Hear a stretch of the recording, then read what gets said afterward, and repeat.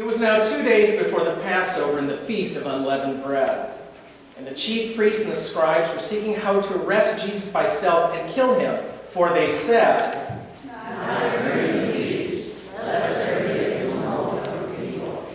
And while he was at Bethany, in the house of Simon the leper, as he sat at table, a woman came with an alabaster flask of ointment of pure nard, very costly, and she broke the flask and poured it over his head. But some were there who said to another in anger, "Why was the ointment thus wasted? For this ointment might have been sold for more than 300 denarii and given to the poor." And they scolded her. But Jesus said, "Let her alone. Why do you trouble her? She has performed a good service for me. For you always the poor with you, and you can show kindness to them whenever you wish. But you will not always have me. She has done what she could. She has anointed my body beforehand for its burial.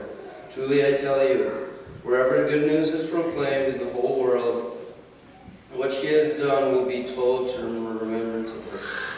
Then Judas Iscariot, who was one of the 12, went to the chief priests in order to betray him to them. When they heard it, they were greatly pleased and promised to give him money. So he began to look for an opportunity to betray him. On the first day of unleavened bread, when the Passover lamb was sacrificed, his disciples said to him, "Where do you want us to go to make preparations for you to eat the Passover?" So he sent 2 of his disciples, saying to them, "Go into the city. A man carrying a jar of water will meet you. Follow him, and wherever he enters, say to the owner of the house, 'The teacher asked, where is the guest room? Where may I eat the Passover with my disciples?' He will show you a large room upstairs, finished and ready. Make preparations for us there."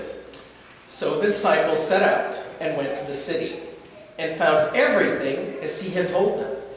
And they prepared the Passover meal. When it was evening, he came with the 12. And when they had taken their places and were eating, Jesus said, "Truly I tell you, one of you will betray me, one of you who is eating with me." They began to be distressed, and to say to him one after another, "Is it I?"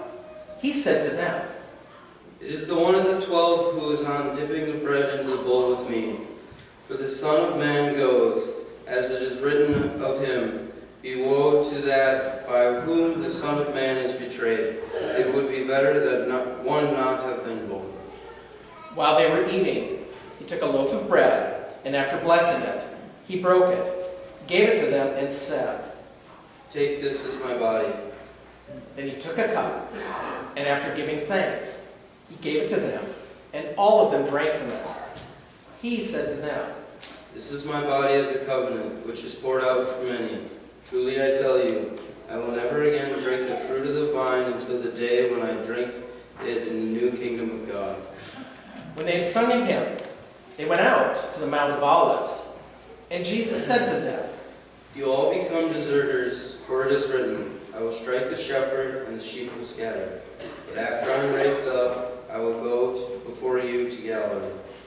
Peter said to him, "Even though all become deserters, I will not." Jesus said to him, "Truly I tell you, this day, this very night, before the cock crows twice, you will deny me 3 times. But Peter said vehemently, "Even though I must die with you, I will not deny you." and all of them said the same.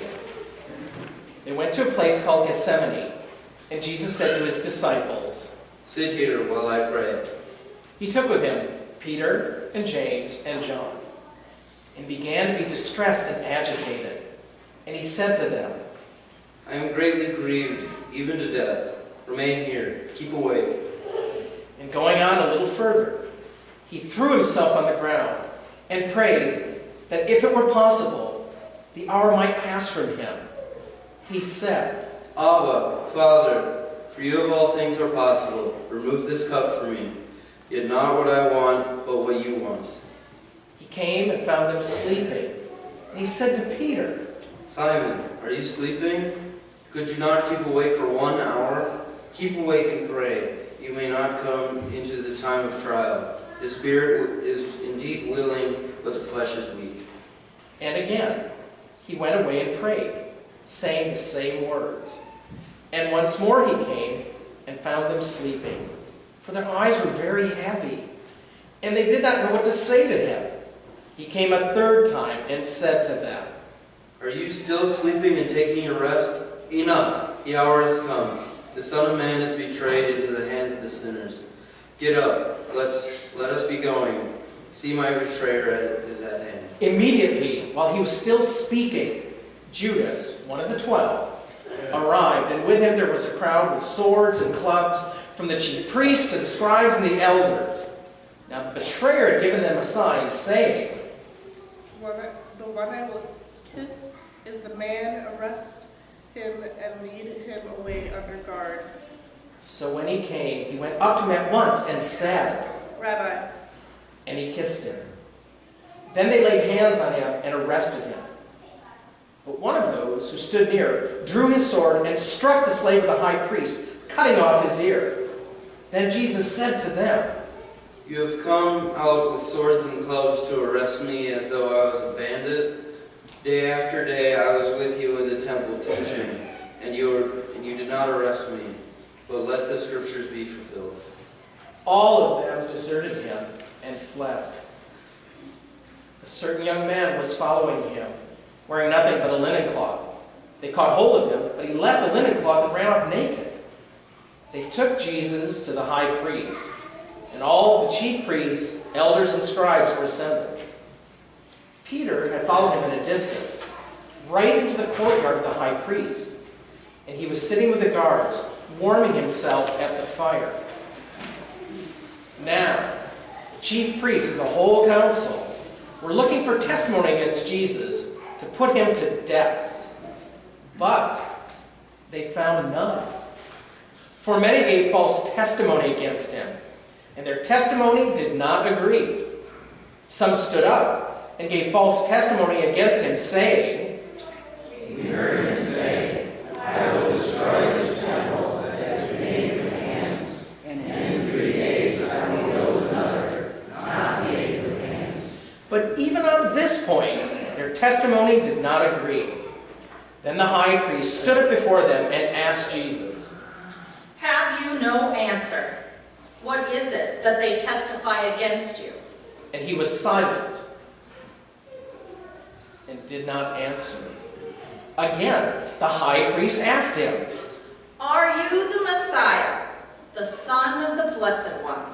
Jesus said, I am, and you will see the Son of Man seated at the right hand of power and coming with the clouds of heaven. Then the high priest tore his clothes and said, Why do we still need witnesses? You have heard his blasphemy. What is your decision? All of them condemned him as deserving death.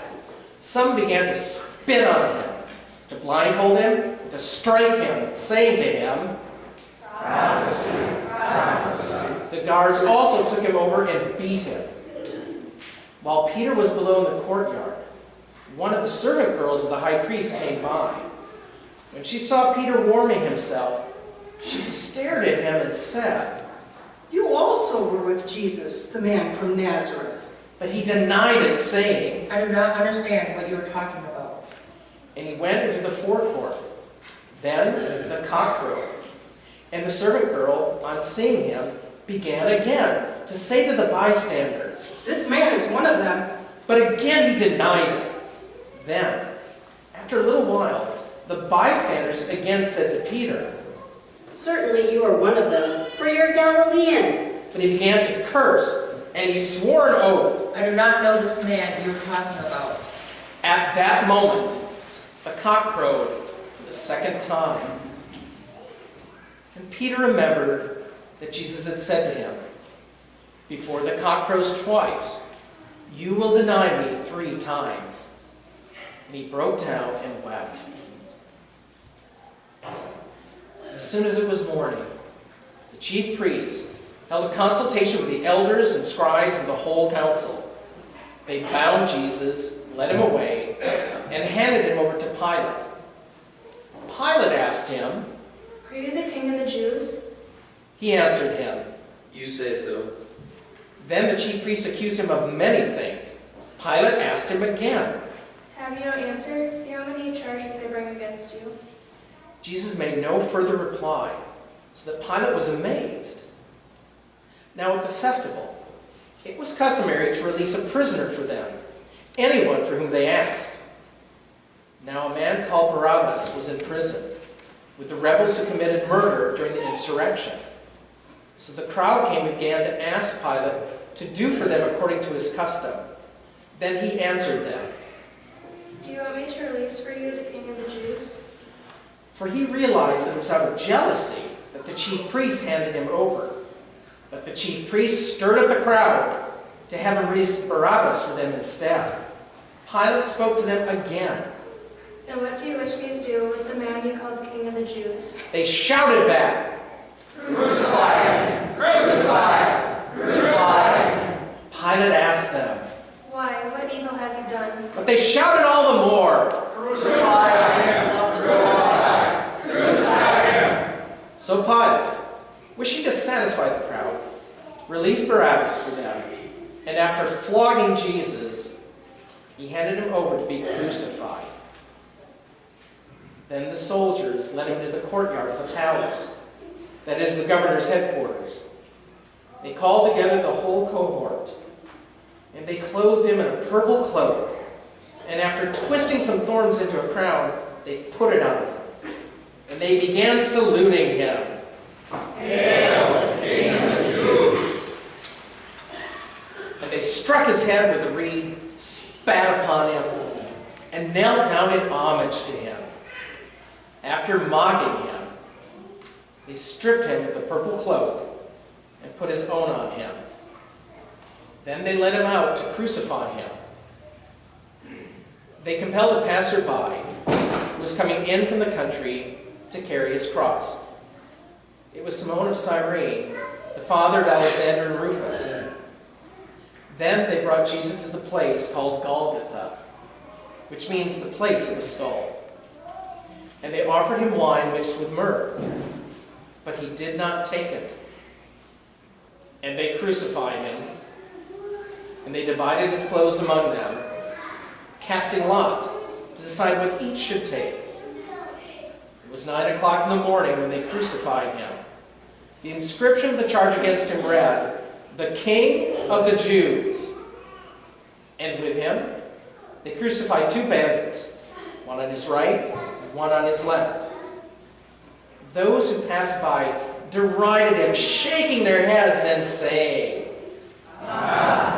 You who has destroyed the temple and built it in 3 days, save yourself, come down from the cross. In the same way, the chief priests, along with the scribes, were also mocking him, saying, You save others, you cannot save yourself. Let the Messiah, the King of Israel, come down from his cross now, so that we may see and believe. those who were crucified with him also taunted him. When it was noon, darkness came over the whole land until 3 in the afternoon.